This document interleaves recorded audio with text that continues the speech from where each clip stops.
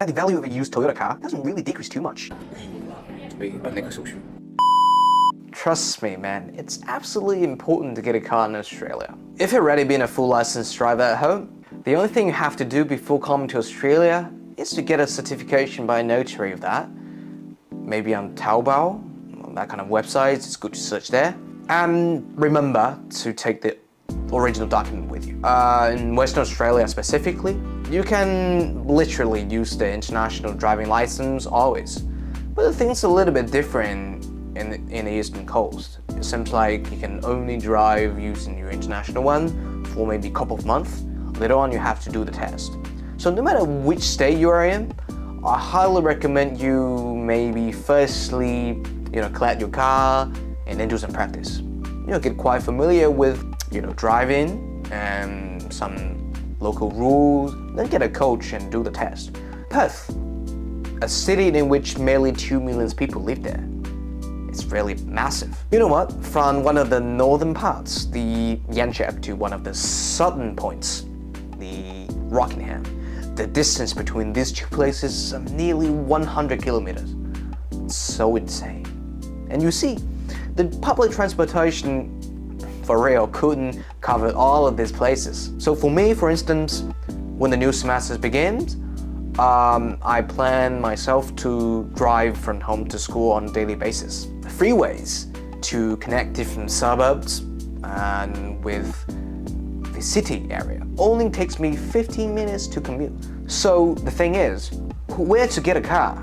And what kind of cars is much better to get in Australia? Well, firstly, you gotta check a website called Car Sales. That's also where I got the information of my car. 日本车是真保值，真保值。那还说什么呢？直接冲嘛！ And there are a lot of cars. There's just huge amount of information uploaded by different private sellers, as well as all those car, warehouses. So you can use the filter to select your state, your town, and what kind of car you want, the brand, the color, the year, the mileage, and all the things. So it's pretty easy and pretty fast for you to focus on several types that you prefer. So after my own research and getting recommendation from Mac and some other friends, I finally decided on two types. One is the Toyota RAV4 and the other one is the Mazda 3.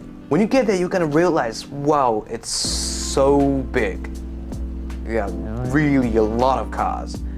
You can't see the end of this warehouse. You're going to a kingdom of car in it.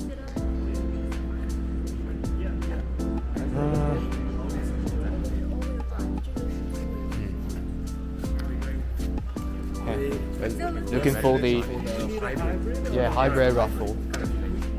The whole process is really fast and smooth. Well, that's basically because I've actually already done my decision.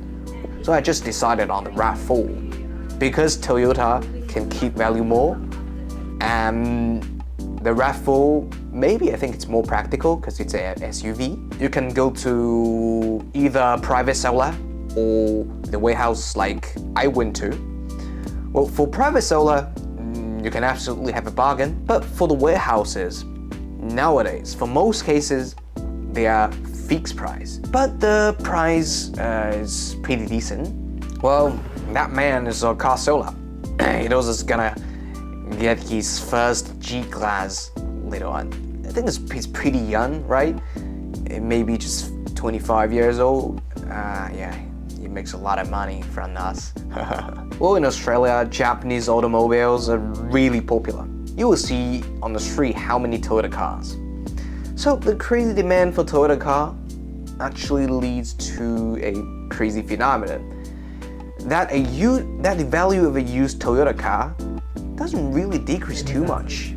Like for years, even the mileage is super high. Let me translate that. So after 4 years of my college life, for instance, I decided to sell my car. And then I realized, oh my God, the price doesn't really decrease too much. Maybe just decrease several thousands of dollars. Or sometimes it even keep constant or even increase. So that's interesting about Australia, mate. I think the advantage of Japanese cars is pretty obvious, huh?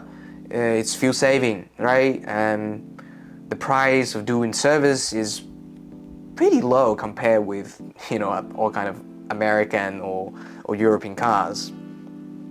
They really cost you an arm and a leg, but Japanese cars, it's fine. So if you have done enough research, you can go right away to those cars and make your decision as quickly as possible. You buy the warranty, and you buy the insurance online, and doing some paperwork. Then you can get your car. Okay, so we're gonna collect the car after 4 o'clock today, is it right? Yeah, that's it. Okay. Well, the thing is, you may take a couple of minutes or days to get used to the new driving mode on the right side, the right seat driving. Yeah, like for me, I still remember the first time I drove my Toyota home. And Max sitting on the side, he said, "Oh bro, you're driving so left on the lane." And I really didn't realize that. But I'm getting quite used to it. I mean, it's not really difficult, just a little swap of seatings. Well, with a car, the university life is gonna be easier and much more colorful.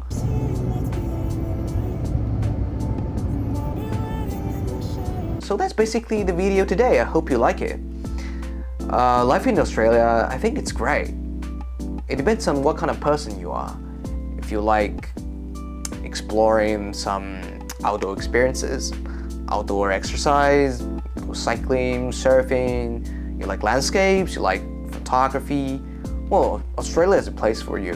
Thank you so much. See you later.